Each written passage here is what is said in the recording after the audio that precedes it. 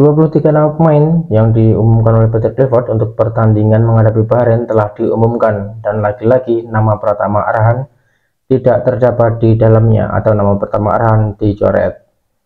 Ya, jadi beberapa atau kemarin Patrick Kluivert telah mengumumkan daftar susunan pemain yang dipersiapkan untuk melawan Bahrain, dan dari 23 nama pemain tersebut, nama Pratama Arhan kembali tidak masuk. Selain Pratama Arhan, juga ada nama pemain yang dicoret, yakni Max Hilger yang menderita cedera di pertandingan terakhir lalu pulang ke Belanda untuk menjalani recovery.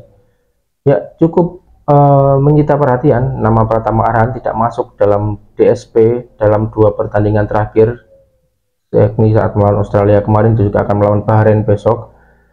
Padahal nama Pratama Arhan ini ketika era Sintayong selalu masuk dalam skema dan selalu didaftarkan dalam skuad timnas Indonesia.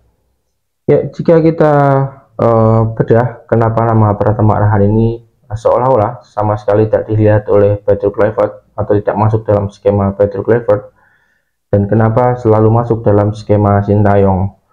Oke, jika pengamatan saya pribadi, ya ini adalah kebutuhan strategi dari pelatih, karena masing-masing pelatih mempunyai strategi yang diinginkan untuk sebuah tim. Yang pertama adalah era Sintayong. Kenapa selalu Pratama Arhan selalu menjadi andalan? Ya, karena strategi yang diadopsi oleh Sintayong ini adalah strategi counter attack atau sering menunggu di belakang lalu mencoba menyerang secepat mungkin atau memanfaatkan setiap bola-bola mati.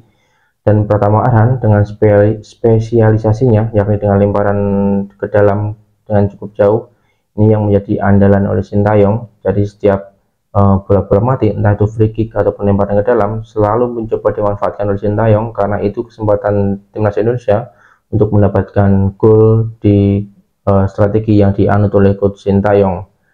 Dan kali ini dipegang oleh Patrick Kluivert. Tentu saja strateginya berbeda. Bagaimana Patrick Kluivert dalam pertandingan terakhir ketika melawan Australia, dia menggunakan strategi menyerang dengan mencoba untuk mendominasi pertandingan dan menciptakan peluang melalui open play, jadi tidak mengandalkan bola-bola mati saja.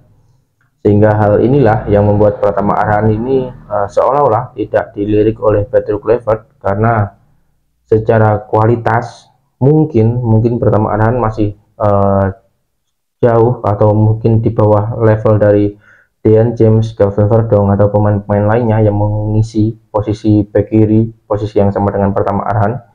Sehingga hal inilah yang membuat nama Pratama Arhan ini seolah-olah tidak dibutuhkan atau dicoret dari DSP atau tidak masuk dalam susunan pemain yang diumumkan oleh Patrick Kluivert.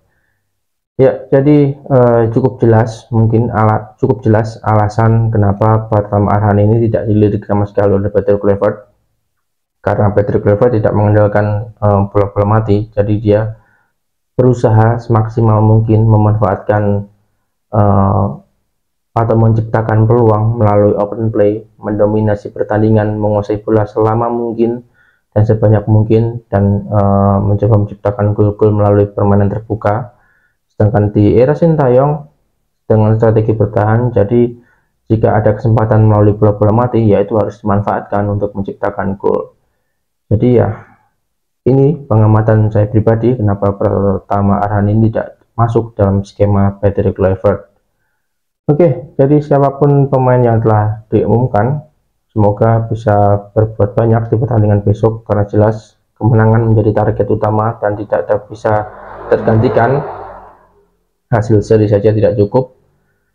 Dan ya, untuk nama pemain besok selain Max Hilger yang dicoret karena cedera, tapi juga ada pemain yang masuk, yakni Ragnar Uratmangun dan juga Justin Hubner yang absen di pertandingan kemarin karena akumulasi kartu.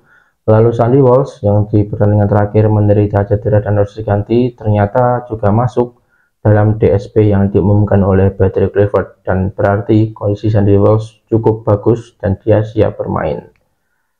Oke teman-teman, sekian untuk video kali ini. Terima kasih sudah menyaksikan dan sampai jumpa.